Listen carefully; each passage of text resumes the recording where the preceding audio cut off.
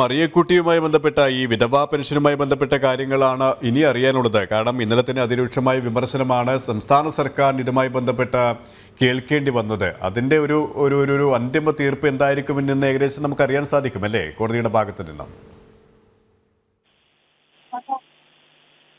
സുരേഷ്, തീർച്ചയായും മറിയക്കുട്ടി ഒരു പ്രതീകമായിരുന്നു എല്ലാ ഘട്ടത്തിലും. കാരണം ഇതുമായി ബന്ധപ്പെട്ട് തനിക്ക് ലഭിക്കേണ്ട ക്ഷേമ പെൻഷൻ, വിധവാ പെൻഷൻ ഇതുമായി ബന്ധപ്പെട്ട് തനിക്ക് ലഭിക്കേണ്ട ക്ഷേമ പെൻഷൻ, വിധവാ പെൻഷൻ ലഭിക്കുന്നതിന് വേണ്ടി ഒറ്റയ്ക്ക് ഒരു പോരാട്ടത്തിന് ഇറങ്ങി കേരള ജനതയുടെ ആകെ ശ്രദ്ധ തിരിക്കുകയും ഒരു ജനകീയ വിഷയത്തിൽ അല്ലെങ്കിൽ സാധാരണക്കാരായ നിരവധി ആളുകളുടെ ക്ഷേമ മാറുകയും ചെയ്തിരുന്നു മറിയക്കുട്ടി. ആ മറിയക്കുട്ടിയുടെ ഹർജിയാണ് ഇന്നലെ പരിഗണിക്കുമ്പോൾ ഹൈക്കോടതി രൂക്ഷമായ ചില വിമർശനങ്ങൾ സർക്കാരിന് നേരെ ഉയർത്തിയത്. കാരണം സർക്കാരിന് മറ്റു പല കാര്യങ്ങൾക്കും പണമുണ്ട്, എന്നാൽ ക്ഷേമ പെൻഷനുകൾക്ക് കൃത്യമായി നൽകാൻ പണമില്ലേ എന്നൊരു ചോദ്യം ഉയർത്തിയിരുന്നു. സാമ്പത്തിക പ്രതിസന്ധി ഉണ്ട് എന്ന് തങ്ങൾ മനസ്സിലാക്കുന്നു, കോടതി മനസ്സിലാക്കുന്നുണ്ട്. എന്നാൽ അതേ ഘട്ടത്തിൽ എങ്ങനെയാണ് മറ്റു കാര്യങ്ങൾക്ക് വലിയ തുക ചെലവഴിക്കാൻ കഴിയുകയും ഒപ്പം തന്നെ മറിയക്കുട്ടിയെ പോലുള്ള ആളുകൾക്ക് അവർ ഓരോ ദിവസവും തള്ളി നീക്കുന്നത് ഏറെ ബുദ്ധിമുട്ടിയാണ്. ജീവിത പ്രാരാബ്ദങ്ങൾക്കിടയിലൂടെയാണ് ഈ ആളുകൾ മുന്നോട്ട് പോകുന്നത്. അവർക്കാണ്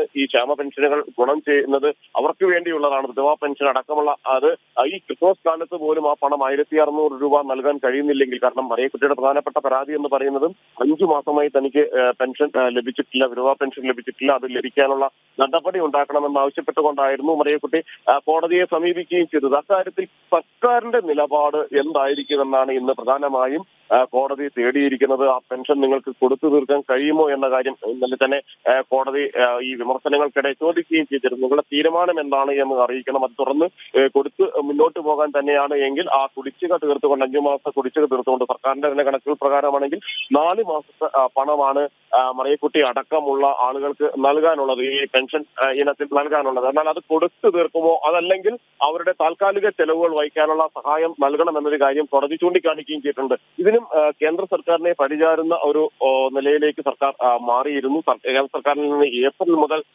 പെൻഷനുകളുടെ വിഹിതം ലഭിക്കുന്നില്ല എന്ന കാര്യമായിരുന്നു ഇന്നലെ ഹൈക്കോടതിയിൽ സർക്കാരിന്റെ ഭാഗത്തു നിന്ന്, സംസ്ഥാന സർക്കാരിന്റെ ഭാഗത്തു നിന്ന് ചൂണ്ടിക്കാണിച്ചത്. അതുകൊണ്ട് തന്നെ ഏതായാലും ജിജീഷ് പറഞ്ഞത് തന്നെയാണ് യാഥാർത്ഥ്യം. അതായത് മറിയക്കുട്ടി ഒരു പ്രതീകമാണ്, കേരളത്തിലെ 10,000-കണക്കിന് പെൻഷൻ ലഭിക്കാത്ത അവരുടെ ഒരു പ്രതീകം, സാധാരണക്കാരുടെ പ്രതീകം. അതിൽ സംസ്ഥാന സർക്കാർ എന്ത് നിലപാടാണ് ഇന്ന് സ്വീകരിക്കുക, അതിലുപരിയായി കോടതിയുടെ ഇടപെടൽ ഇരുതരത്തിലായിരിക്കുമെന്നാണ് നമ്മൾ കണ്ടറിയേണ്ടത്. ഒപ്പം സഹകരണ കൊള്ളയിൽ കോടതിയുടെ ഇടപെടലും കർക്കശമായി തന്നെ മുന്നോട്ട് പോവുകയാണ്. ജിജീഷ് കരുണാകരനാണ് കൊച്ചിയിൽ നിന്നും സമഗ്രമായ വിശദാംശങ്ങൾ നൽകിയത്.